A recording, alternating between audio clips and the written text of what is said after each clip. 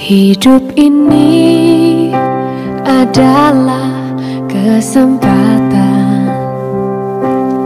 Hidup ini untuk melayani Tuhan. Jangan sia-sia. Sebelum mendengarkan firman Tuhan hari ini, kita sama-sama berdoa. Bapa yang baik yang bertahta dalam kerajaan surga, kami mengucap syukur Tuhan buat berkat yang boleh kami rasakan hingga saat ini. Tuhan, pada kesempatan ini kami akan mendengarkan audio kitab Ulangan. Kiranya firman-Mu ini boleh menjadi berkat bagi kami dan nama Tuhan yang dimuliakan. Kiranya Tuhan memberkati kami dalam kehidupan kami. Mohon ampun dosa pelanggaran kami, karena kami berdoa dalam nama Yesus yang menebus kami.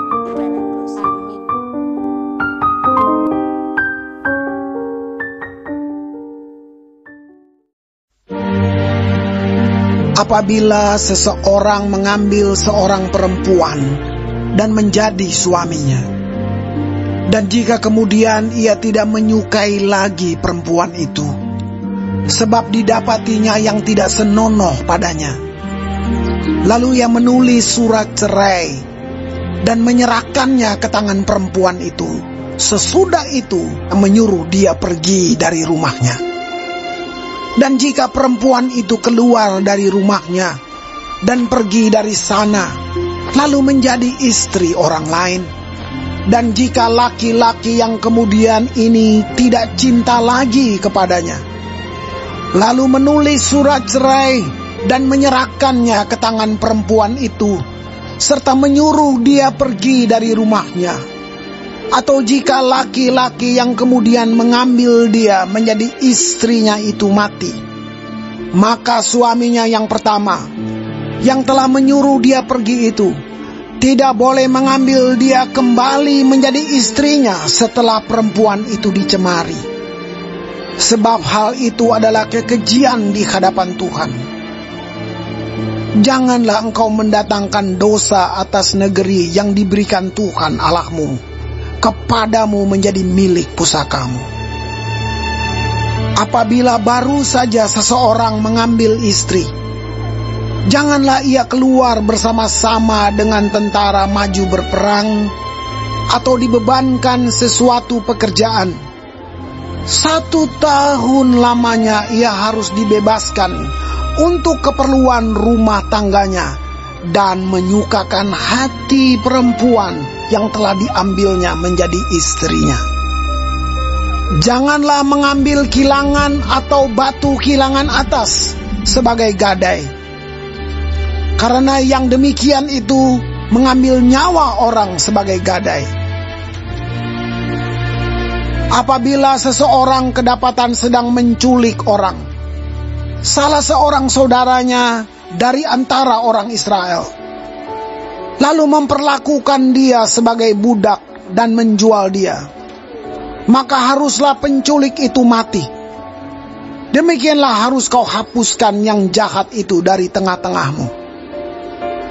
Hati-hatilah dalam hal penyakit kusta, dan lakukanlah dengan tepat segala yang diajarkan imam-imam orang Lewi kepadamu.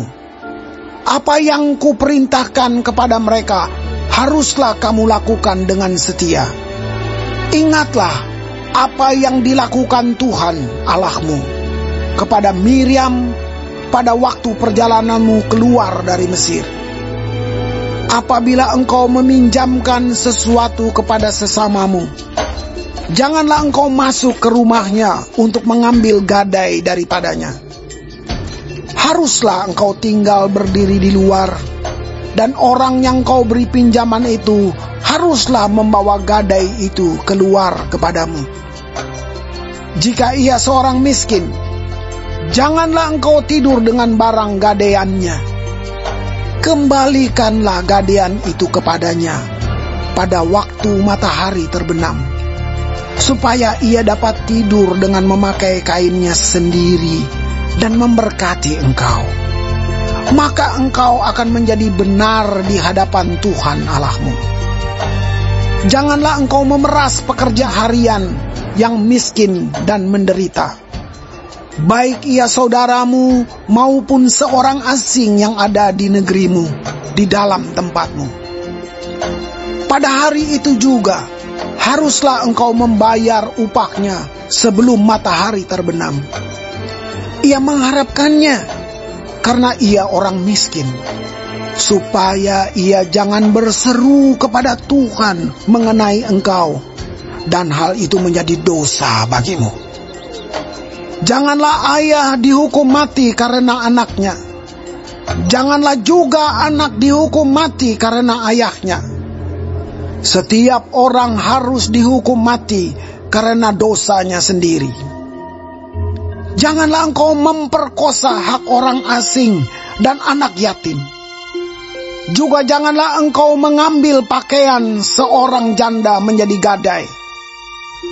Haruslah kau ingat bahwa engkau pun dahulu budak di Mesir, dan engkau ditebus Tuhan Allahmu dari sana.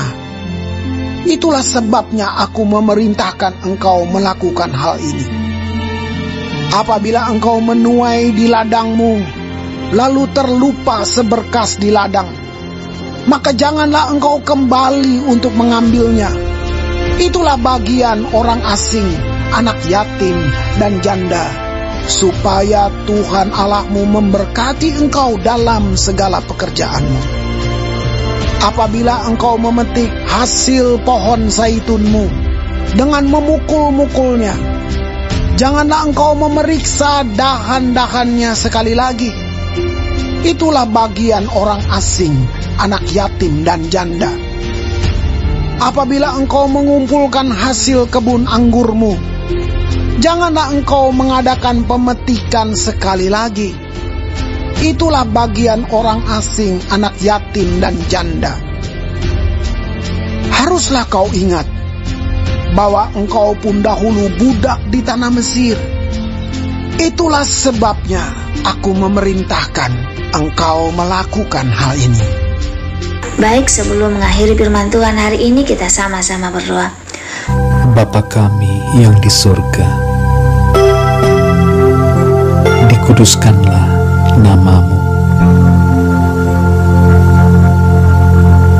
Datanglah kerajaanmu. Jadilah kehendakmu di bumi seperti di sorga. Berikanlah kami pada hari ini makanan kami yang secukupnya, dan ampunilah kami akan kesalahan kami, seperti kami juga mengampuni orang yang bersalah kepada kami. Dan janganlah membawa kami ke dalam pencobaan, tetapi lepaskanlah kami daripada yang jahat, karena Engkaulah yang empunya kerajaan dan kuasa dan kemuliaan sampai selama-lamanya. Amin. Terima kasih pemirsa telah mendengarkan firman Tuhan hari ini. Sampai ketemu besok hari. Terima kasih. Tuhan